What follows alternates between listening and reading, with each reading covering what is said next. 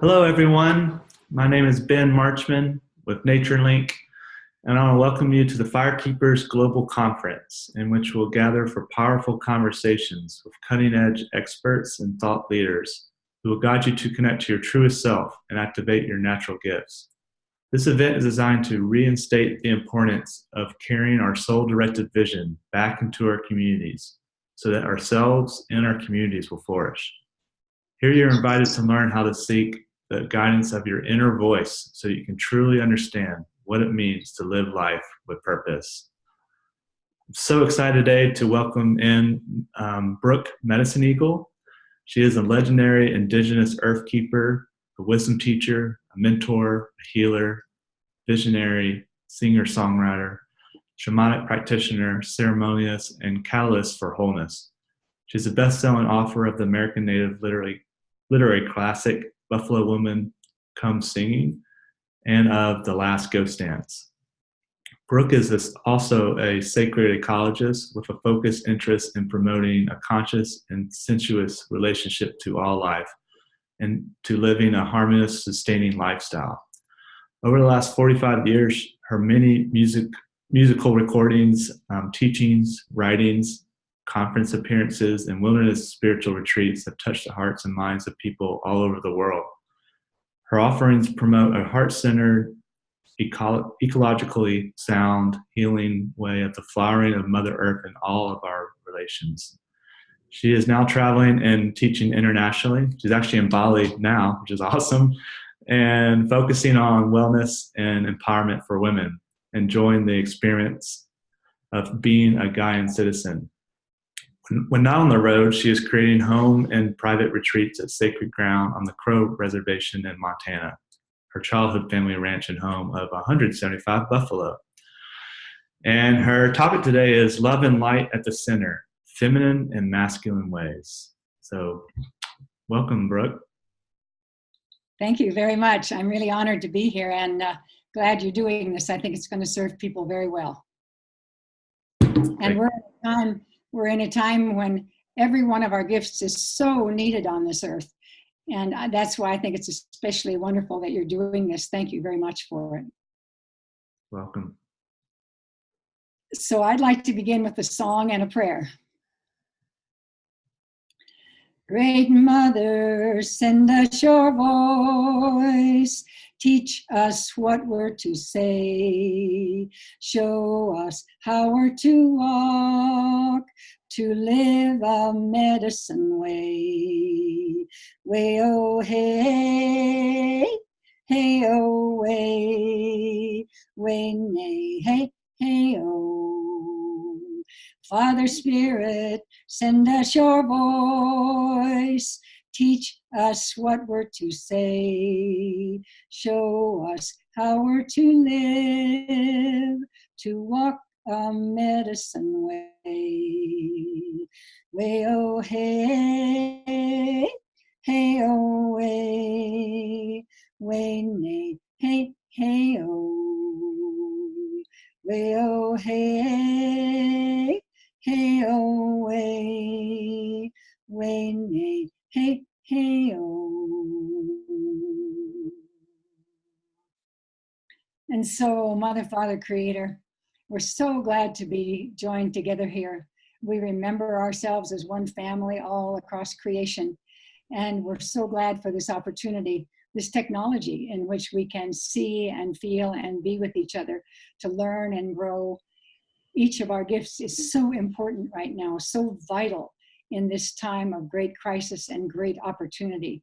And so I ask that it's your voice, your healing, your beauty, your clarity, your wisdom that comes through today as I am a hollow bone to bring this through.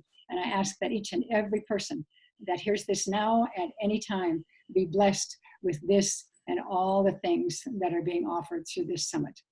Ho, Mitakuyasan, all my relations. Ho, Mitakuyasan.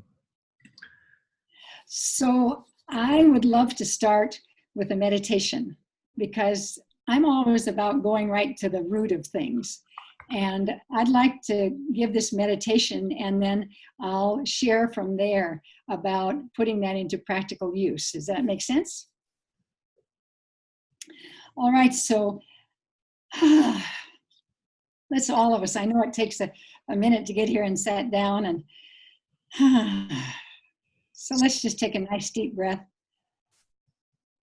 Let yourself sit up nice and breathe deeply and kind of soften into being here and being present. You let everything else drift away for now so that this can really deepen into your experience and serve you well. So I'm going to take you back to the beginning.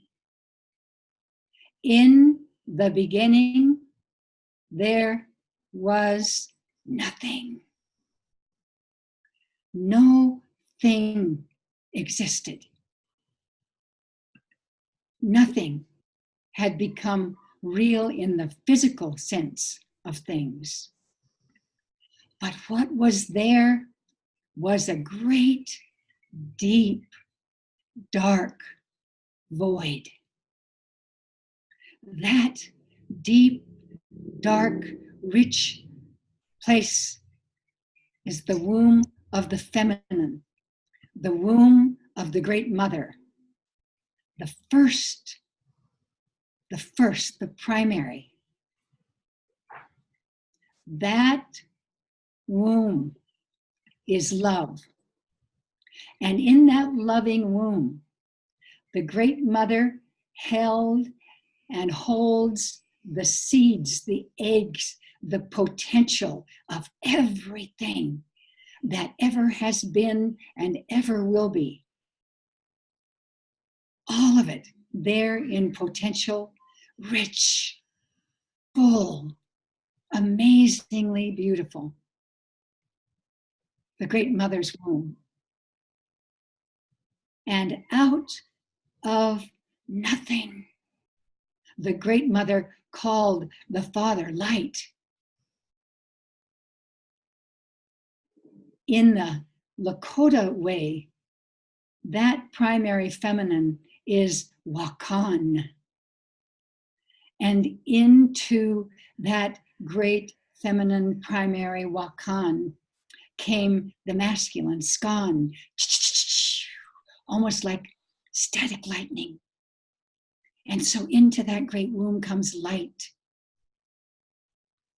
And as love and light join together, they created passion. And passion to create beauty, passion to create and give birth. And out of that passion, everything came into being in the physical world.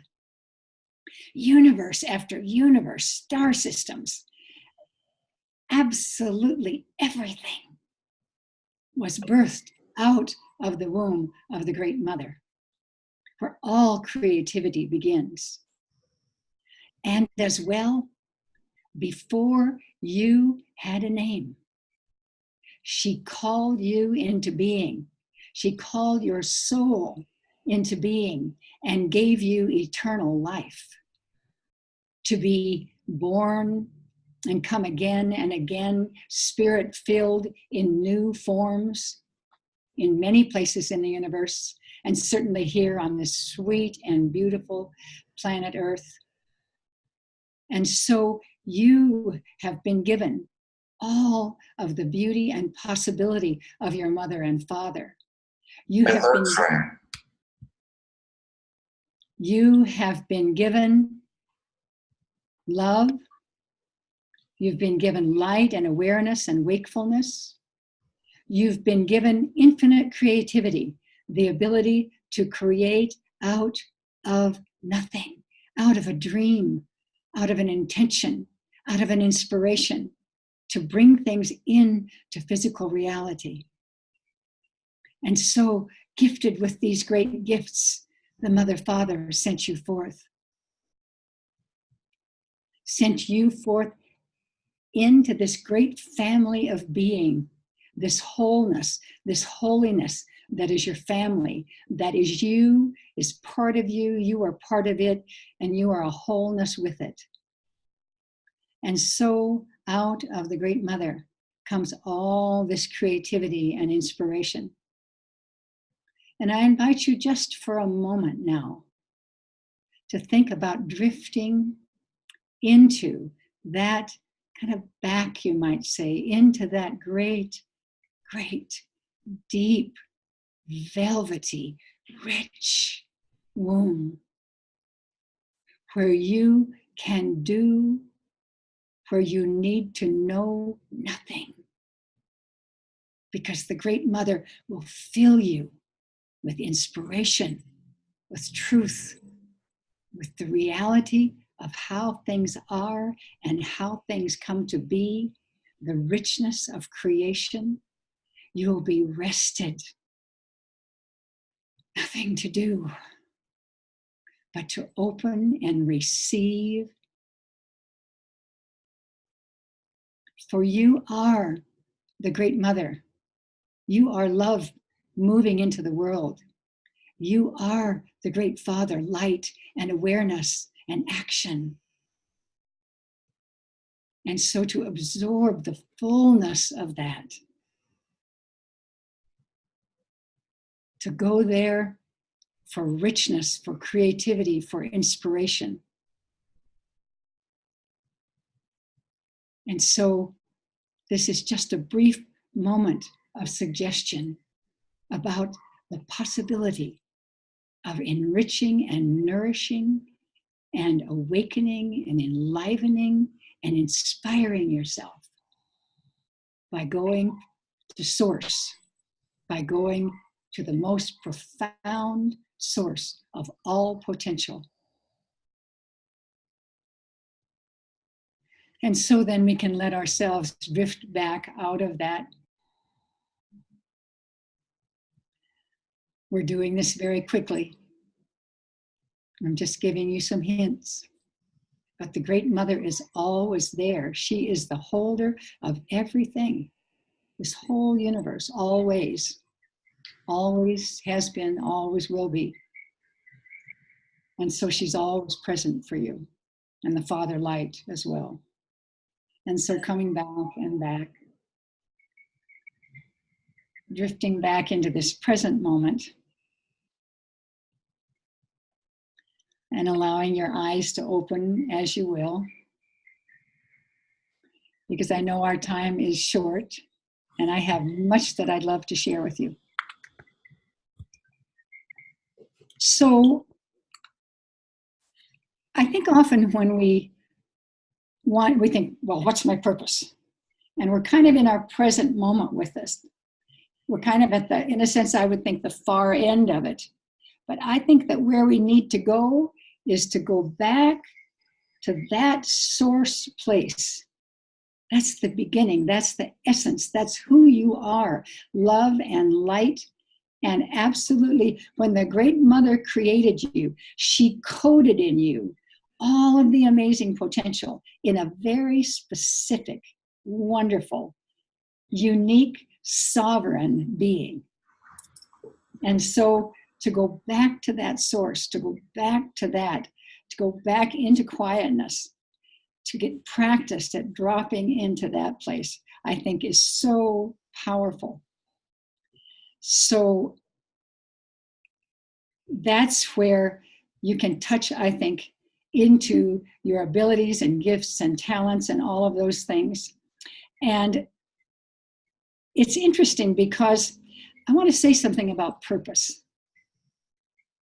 Too often in this modern world, and especially in the English language, we think of our purpose as kind of a thing. It's like I'm a baker, a butcher, a candlestick maker. And that's a thing. That's a dead category, basically. Because our purpose is not a thing. It's an amazing process. And one of the things you need to understand is that your heart is where your purpose lives in your physical body.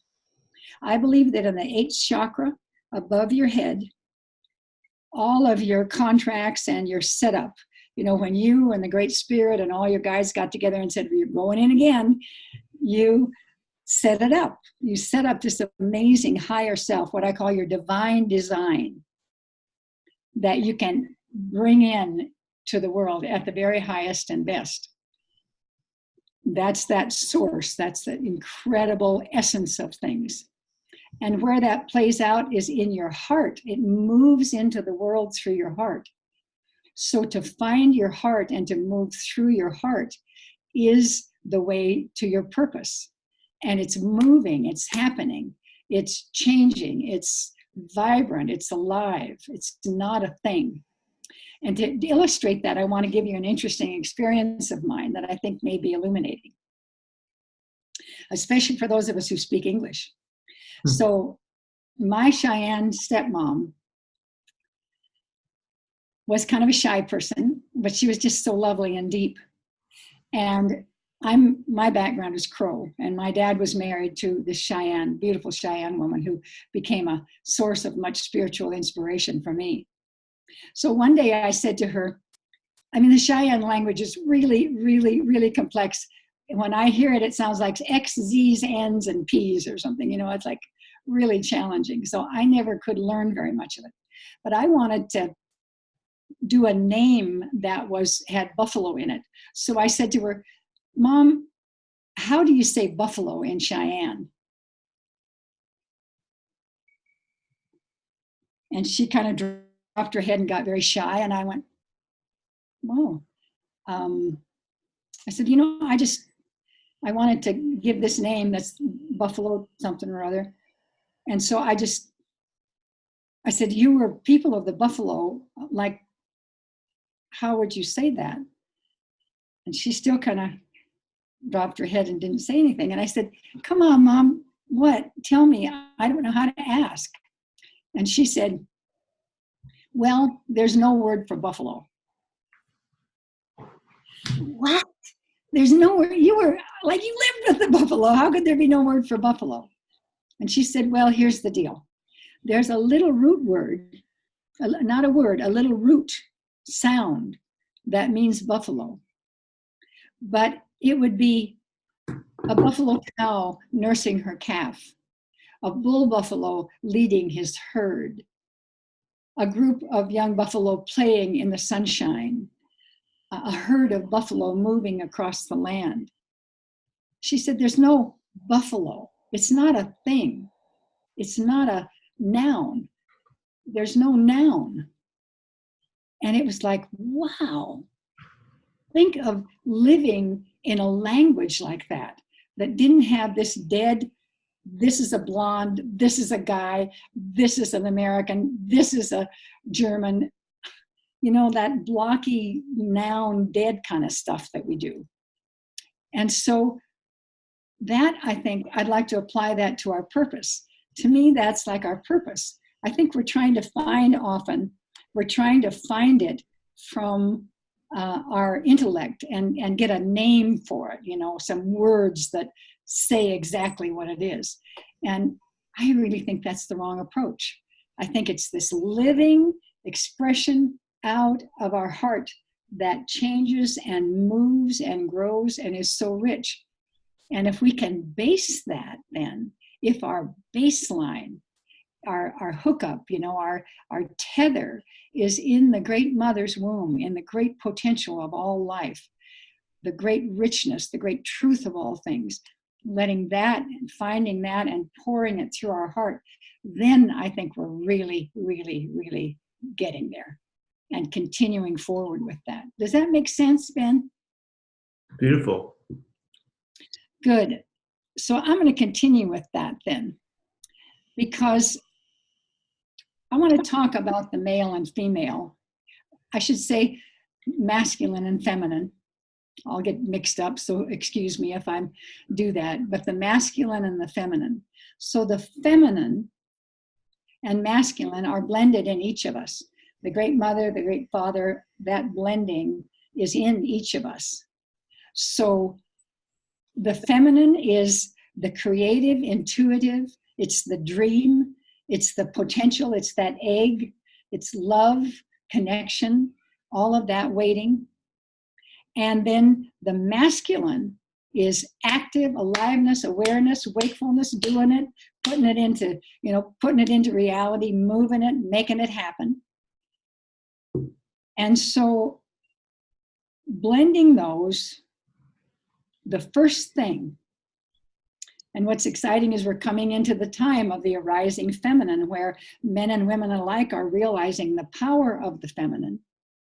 We're coming into that time when we realize that going to that feminine place of intuition, of quiet, of hooking up, of connecting to the wholeness, of connecting to the great source, of bringing our ideas and our creation from there.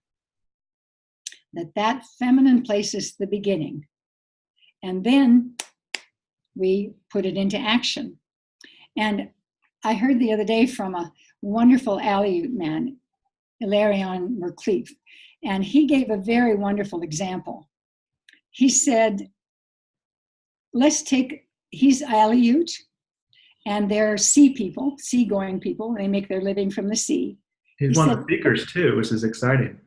Oh, that's great. He'll probably talk about this, but I'll just quickly say that he was talking about hunters, these macho, out there guys. He said the first thing is they go out, they gather, and they sit in their kayaks. And he said it was amazing. They just sit so quiet, doing nothing. The feminine, listening, opening, calling, away, opening to receive. And then there'll be a moment when someone perhaps says, and he said that nothing will happen for a few minutes. And then just like one, they go whoop and look right at one point, and there comes the walrus, and boom, their male goes into, their masculine goes into action, boom, boom, they take the walrus and move from there. And that's such a wonderful example, because it's really about how the masculine and feminine work together. And I know in the Native and Indigenous cultures, we really think about a man, a real man, a true warrior, and especially a chieftain, as someone who brings forward his the wonderful things that men have. It's like all of that action, good muscle, doing things, getting things done. And that's the masculine part in all of us. And so that part is absolutely wonderful. And a good man, certainly a good chief, does that in service of the people. That's the feminine. So those two things are always dancing, always playing with each other, always in process. So I think for people working with their purpose, it's wonderful to pay attention to that blend of masculine and feminine in every moment, and the thing I like about the process of going into the Great Mother, into the womb of all knowing, all being, all potentiality, to get our ideas, to create, to initiate things in the world, is that, that's what's real and true. It's what's harmonious. It's connected to everything. So often I see us creating solutions or deciding to do something in a very narrow frame that doesn't consider all our relations. Let's say plastic or something. Plastic has some great uses, you can carry water in it better than practically anything, and on and on and on. But does it work for all our relations? Does it work? Does it really work? Because if it works for everything, it really works. And if it doesn't work for everything, it doesn't work. Because when we remember ourselves as one with everything, then it becomes really important to have the creation, the solutions, and the purpose we walk into the world, the energizing of our gifts in the world be in concert with everything else. I know you know that as an ecologist and a worker in the larger world and being out in nature, I'm sure you've learned that very, very clearly. So does that make sense about that masculine, feminine dance? Yes, and I do love how you're weaving this together. So I definitely don't want to mess up your flow. It's just beautiful, and what a great topic to weave together in this work. And I'm just taking all of it in. I'm sure our listeners and viewers are too. Wonderful. All right, wonderful. So I want to talk about another piece as well. And that's, let's talk about the mind in a sense, the mind and the heart. Now, for these purposes, and it's simplifying things, I'm going to call the mind masculine. Because what we've gotten into in our modern world is we've gotten into this little slice of forebrain here, this very human brain. And that it's about analyzing, critical, analytic, very rational. We can project into the future. We can look into the past and all of that. And it's very, kind of precise. It's really kind of sharp and pointed and focused. The ancient brain, that deeper brain that's in the back of our head and that goes down and connects into our spinal column, excuse me, I think of that as a much more feminine brain. It's about relationship. It's about connection. It's about the wholeness. Because while this little part of the brain may be thinking 2 or 3 thoughts, this deeper part of ourselves is running the whole show, handling everything in our bodies, making sure we breathe, our blood moves, our hormones, it's like hundreds of thousands of millions of things that it's handling.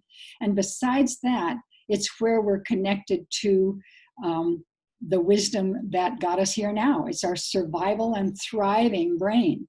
It's all of the knowledge, all of the intelligence. It's intelligence as different from intellect. So it's the intelligence that allows us and has allowed us to be here and now, all the way through human time, to develop and come and be thriving and alive right now. So it's incredibly deep intelligence. And I also feel it's the place where we connect with everything else. If you want to say evolution or however you want to talk about it, but we're really deeply connected to the animals, to the plants, to the land itself. And I think where that happens, and to me, that's where shamans work. It's that deep connection to things where magic happens. It's not out of the intellect. It's the connection and the magic bridging over into our full connection with all of life, where magic can happen with everything from spirit, spirit and physical, to all the animal nations and plant nations and all of that. That's where that's woven, is right back there. And I think sometimes we, in the modern world, get really hooked in our, how would I say it, in our individuality. It's like, I have to find my purpose, and I'm going to work on my purpose. And it kind of somehow starts to feel like it's separated out from everything else. And we feel like we got to do it, and it's, it's all on us, and it's like, got to figure this out.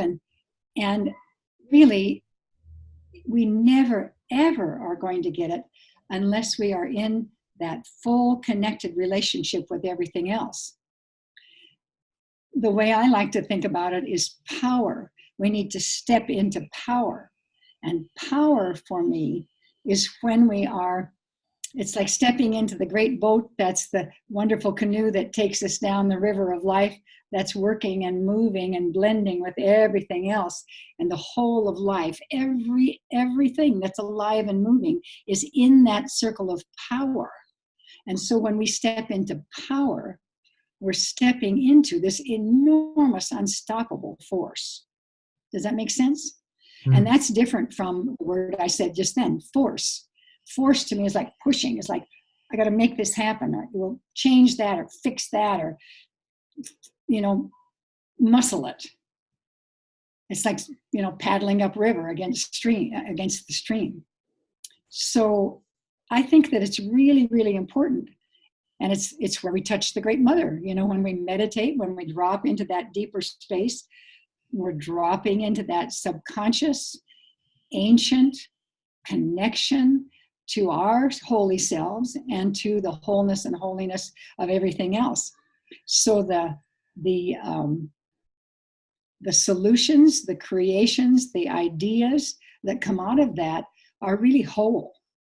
They're whole and holy, you might say. Holiness is a word that means not about a bearded guy in the sky that we talk to on Sunday. Holiness is about the whole thing. It's White Buffalo Woman talking to us, saying it's about the whole thing. In this sacred pipe, everything, the two-leggeds, the four-leggeds, the wingeds, the green ones, the waters, the earth herself, the starry nations, everything belongs here. That's the womb of the Great Mother. And so when we're really being ourselves, we are being ourselves in relationship to the whole of things. And I think the best way to tap that is to tap in and quiet in and go into that of connection with the source. Am I making any good practical sense here? Yeah, to me you are, and I hope to the listeners as well as the viewers that you are as well. I wonder if you wanted to expound on not exactly like your role, but I guess it could be your role, but how you've kind of been called to use this feminine and masculine unity to get these spiritual. I think earlier you mentioned spiritual charge. I love that terminology. But how you've expounded a little bit on, but if you want to expound a little bit on how you blend that spiritual charge in with people, but also empower them to take those second steps and take their gifts back into their community. Mm-hmm. You know what? I'd like to give one more piece here before I do that, because we're talking community. So it's again the theme of finding our gift as an individual, or somehow finding it within a larger context. And I want to talk to people here about how we set up our lives. And certainly for the children that are coming in, they've got the best chance with all of this. Because first of all, when a child is born to the more traditional and the more primary indigenous peoples, they realize that child is an absolutely unique expression.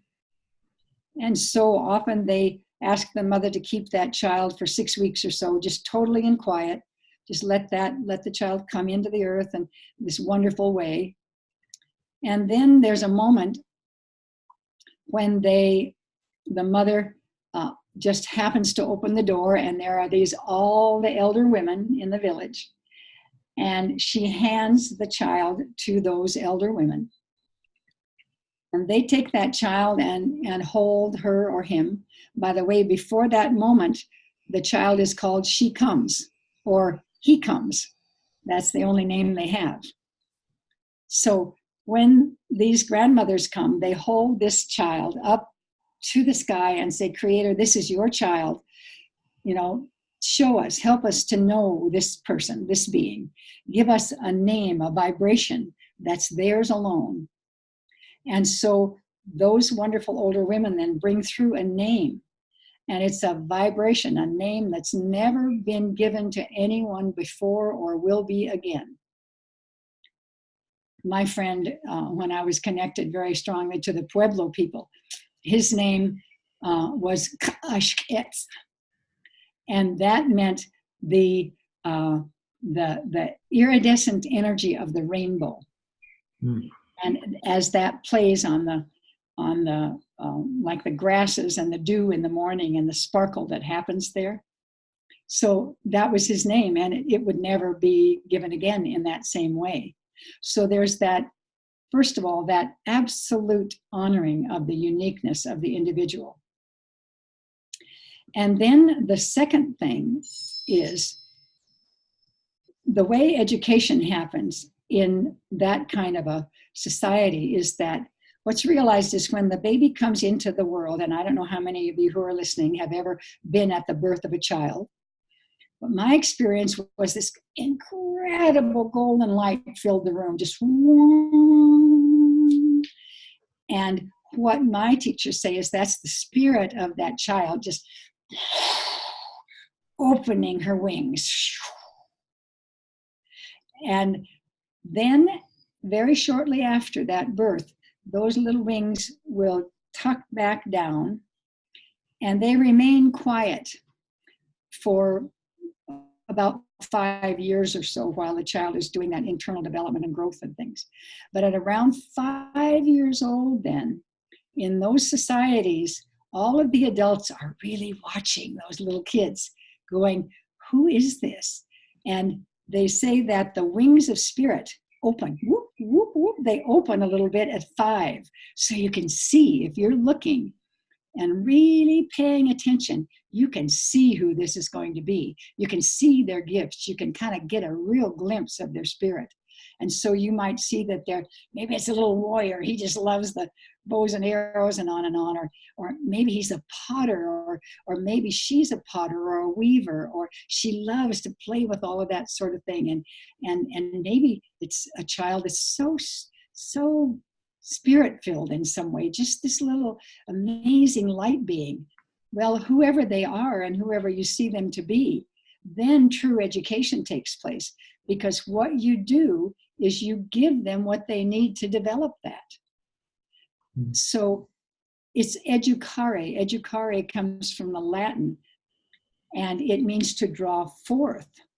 So what's happening in those societies is they're drawing forth from you by giving you the people around you, let's say an artist, they give you all the colors, the paints, the pencils, the crayons, the clay, the stuff, and you're hanging around all these incredible artists. It's like, wow, would that be a way to develop an artist? And the same with every other way that some child might be. So that kind of education, it's not about saying, well, we know all of it, and we know what you need to know, and we're going to stuff it in you, and then you need to throw it back out to us perfectly, or you're not okay. And see, that's what a lot of us had. It's part of what has damaged our ability to find our truth and to offer ourselves to the world. So in those ideal societies, and I'll talk about our lives, but in those ideal societies, then it's the duty of every individual, and this applies to us, it's the duty of every individual to invite the best out of everyone. In my friend Malidoma Patrice Somme's Dagara villages, he said, that's the job of everyone. If someone's going to be a hunter, you want them to be the best hunter, because that's going to serve you. If somebody's going to be a mother, a caretaker, or whatever, you want her to be the best, because that's going to offer you something wonderful. Anything that anyone has is going to enhance your life. You don't want to be jealous and put them down and compete and try to suppress anything. You want to just, yes, it's a big yes to who they are. So see that, if we can do that with our children starting right now, if we can do that with our children, then they're going to have a much easier time than we have expressing themselves in the world. And the other thing about that then, as far as applying it right now, is I think it's really, really, really, really important to have that attitude toward people, and to invite that, and to give people feedback. I mean, it comes down to a very interesting kind of thing, because I know one of my master teachers said, we don't actually see ourselves very well. I mean, maybe our worst habits. I don't know if you've ever known anyone who's like, they've got a nervous habit. They're constantly, doing something like this. And in some way, they kind of almost don't know they do it. And you can say, let's go to a mirror and see if you can see what you're doing, and if you really want to do that. And because it's very distracting and blah, blah, blah. That's just a simple, silly example. But to say to people, really, do you see that you're doing that? And it might even be like the grandmother's a little harsher, saying, you know what? Whatever you're doing, I don't like it. And it's embarrassing your family. It's embarrassing you. I know you're an amazing human being. And to do that kind of low behavior is an embarrassment to yourself and everyone else. So even those kind of corrections. But as well, we in this one time would do these wonderful gatherings. We were directed to do them where we got together. And the idea was that we didn't see ourselves very well. So we would get together and everyone would write down, okay, what do you see that Ben has? Who is he? What does he do? What does he do naturally? What are his gifts? What are the special things he does? And it was so much fun because a lot of what people said, I kind of had no idea. They were just kind of natural, incredible, spontaneous gifts that I had that I didn't really understand. I mean, one of them, just a simple thing, was you're a networker. You connect people all the time. You're constantly connecting things, people, putting things together. And it was really interesting to hear that. I thought, oh, okay, yeah, I like that. I'm glad that I do that. I'll be more conscious and aware and positive with that even. So those kind of things are really helpful to each, so we can start bringing out the best in each other and calling that forward. And another thing that I think it was Keone not long ago, the wonderful Hawaiian teacher, was talking about, is that a part of that is that when we see someone else, well, let me talk about the roles of masculine and feminine. One way of looking at it is that the masculine is about procreation, protection, and provision. Procreation, protection, and provision. A good man does that for his community. The feminine, and we'll say a woman, offers connection, unity, nurturing, caring, making that nest, connecting things, supporting, all of that kind of thing. And what was shared with us was that if you're in your masculine side, in your sort of masculine part of yourself, in your masculine brain, let's say, you might see somebody coming towards you and go, who is that? Are they going to harm anything? Are they going to take any of our stuff, take any of our provisions? Are they going to be harmful? Do I need to protect anything here? And it's a kind of a divisive way of being. And what Keone suggested that I thought was wonderful is he said, just take a moment. Here's the piece. Here's the practical piece. Take a moment and breathe and say, is there really any danger? Really, right in this very moment. Here's this person coming into the room to say hello to me.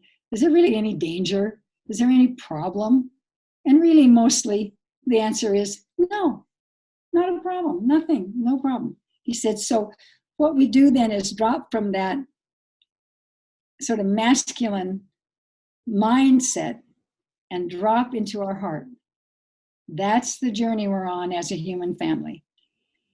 And that's about our purpose in a sense. It's like dropping down into the heart. Then the feminine says, who's this person coming through the door? I wonder what their gifts are. I wonder what they have. I wonder how we can do something fun. I wonder how they'll add to the whole pie that we're making here. And it's about embracing and saying, who are you? What good things do you have to bring? So that way of being that drops into the heart and into connection, I think, is a part of what we can be doing in our daily lives. Check it out. Kind of our first response sometimes is, whoop, that kind of more masculine. It's like, is it okay? Who is this? Are they, but it's like, nah, take a breath, ease up, get into your heart, see them from that place. You see them more clearly anyway. And make that opening, this is another one of me. This is just another one of me in the I believe it's Incan, they say, Enlak ish, you are another one of me. And your response would be, Ah lak in, and you another one of me. And when we come together in that way, we're really honoring each other and really inviting the best that we have for each other. So I think that's certainly how I aspire anyway to approach my world and my students, is to see that there is such incredible potential there. There may be some things in the way of it, and there may just be some untapped and wonderful things there. But to be open and inviting to that best, most amazing, most heartful expression. And I think that to be in our, I guess I would say, feminine heart, that place of opening to and receiving and welcoming as a baseline, I think that's really important for all of us to be able to express ourselves, because when we don't feel safe, it's like, we tighten up, we kind of protect, we watch what we're doing, we kind of follow the rules, we make sure everything's okay. We kind of tighten up into, I think, a very small space. And when we feel loved and welcomed and nourished, we can relax and just be ourselves. And being ourselves is our purpose, being who we are, just being exactly who we are, loving who we are, honoring who we are, more and more finding that absolutely joyful, wow, I love this kind of experience, is what we're here for, I think. So to offer that love and to offer that sweetness and goodness into the world. And speaking of that sweetness, I want to share one more thing. I know we're probably coming close to our closing time here. But one of the things a master teacher told me is, she said, do you know that little boys have the heart of what we might say a little girl? They are so sweet. They're so tender. They're so loving. They want to help. They want to be a fireman. They want to save people. They want to do their best. They just want to offer so much. And they got these little tender hearts. And she said, little girls kind of have the heart of a mother bear. They got that kind of protective, intense kind of heart and capability that, and the things we might think of as masculine. So I thought that was very, very interesting. And I want to really honor men here, because we're coming into this time of the feminine, and of course, women have been, the feminine has been suppressed and abused and challenged and damaged, and we know that. But also that part of men has been damaged. And when you take a little loving, sweet, wonderful, joyous little guy and tell him, you straighten up, you man up, you can't cry, straighten up, toughen up, and crush that heart, then that little guy doesn't have as much chance of being himself, of being his loving, offering that feminine, caring, nurturing, I'm doing this wonderful masculine thing for others. That part is damaged. And I think when that's damaged, there's a hardness, there's that hard shell that we form around our heart when it's been beat up. And it's really hard through that shell to allow the truth of ourselves to come forward. And I'm really loving hearing that there are more and more men's groups coming together saying, it's not okay. I don't have to man up. I can be loving. I can be kind. I can be supportive. I can express my love. I can express myself. I can be who I am, not an ideal, tough, hard, supposedly masculine person. It's like that, all of that. I just feel like the whole sense of gender fluidity and really allowing that kind of thing to move out of our experience so that we can really be ourselves. And I sure invite that in men, because I think it'll be so much easier when we acknowledge and honor that beautiful heart in men, for men to express, to give, to honor, and to offer. And when we can ask the men in our lives to, I mean, procreate's great. You know, sexuality is one of the most wonderful gifts we've been given. It's at every level nourishing and beautiful when we do it with love and heart. And then provision. Men love to provide.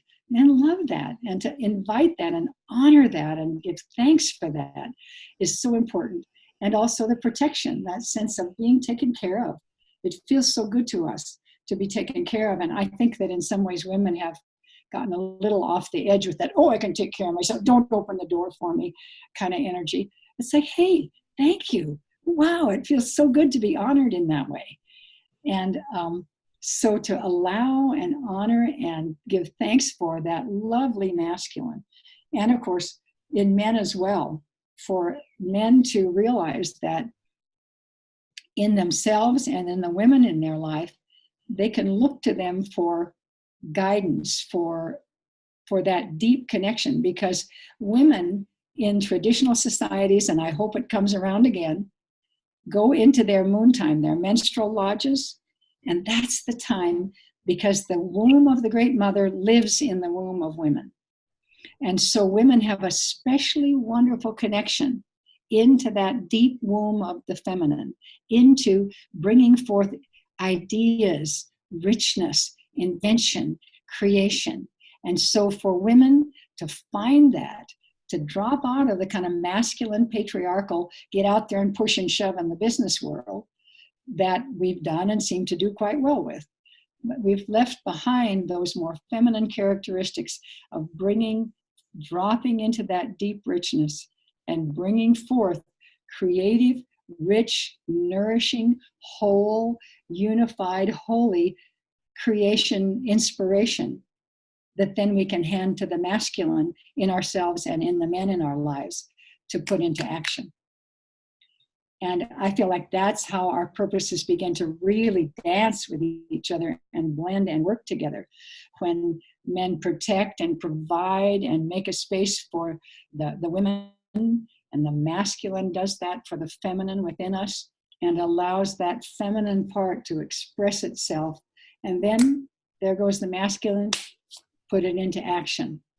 So do you think that's helpful? Is that useful? I just love the way you're talking and weaving in the masculine and the feminine, and then ending on the masculine. I think that's important.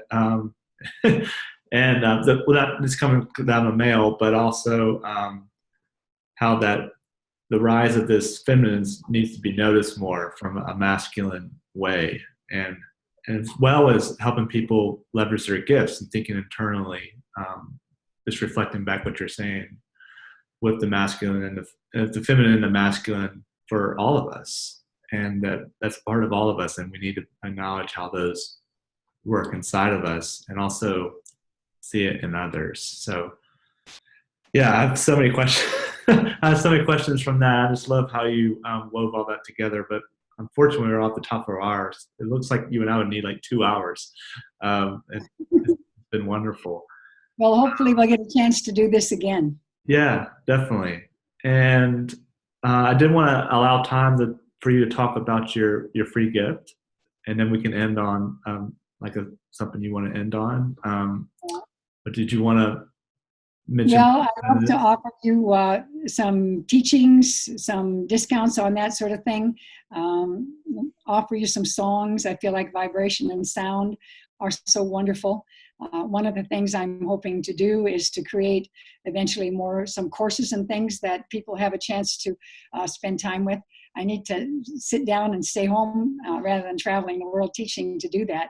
So one of the things I've been just creating is a Patreon account where people can be patrons. And the exciting part of that for me is that I want to use that platform as a way to be in continual contact with people, because often, you know, I might see them once in Paris or something, or I might see them once in LA. And that's not the best kind of teaching. I feel like, you know, that sharing over time is what's really wonderful. And that's what I hope to do with that. You know, I'm already in process with that platform to be able to offer things to people over time. So I invite people to check that out as that comes out into the world. So yeah, I am just so devoted to the world right now. We're at a time when the elders say that now is the time, this generation is the time when we will determine whether we're going to come into a harmonious, fully human, loving, connecting, sustaining way of living, or else we'll be extinct. I mean, it's that big. And so my purpose, if you will, is to make a difference in that, to help us, these amazing, magical, wonderful human beings that we are, really open our hearts and come into wholeness and holiness with the circle of life, with everything in the womb of the Great Mother. And just I want us to have a wonderful time. I want us just to have this joyful, abundant, beautiful time. And so that's certainly what my work is all about and what I'm dedicated to. And I really invite you to join me in any way that you can. On my website, there's lots of free teachings and my schedule and all of that. I hope to see you personally around the world somewhere. And I would like to sing a song as I finish, unless you have something else, Ben. No, I think that's a wonderful way to send us all Take a off. sip of water.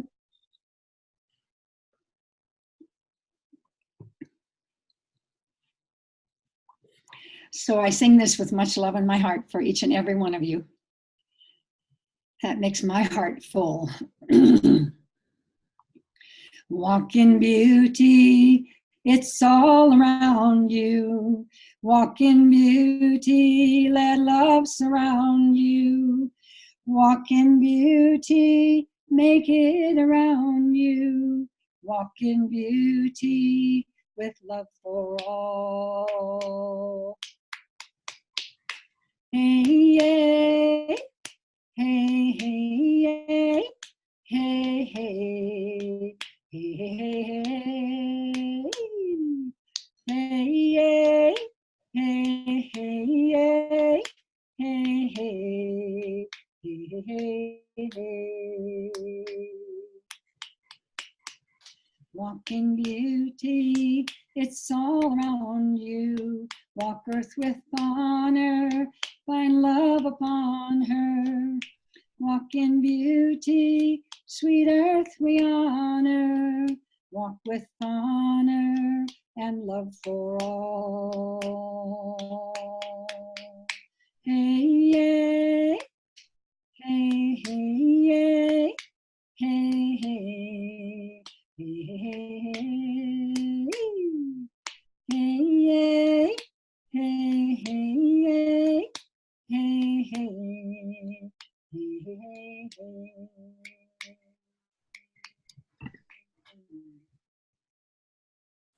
So may you walk in beauty. I really appreciate that. Thank you for sending us off in that sweet, magical way. Yeah, and I hope that all our listeners and the viewers will also walk in beauty and curiosity and that empowerment as well. So, and embracing the masculine and the feminine. So thank you, Brooke, and have fun in Bali and try to find a cool spot there. I heard it's really hot. All right. Thank you so much. All right. Thank you. Bye.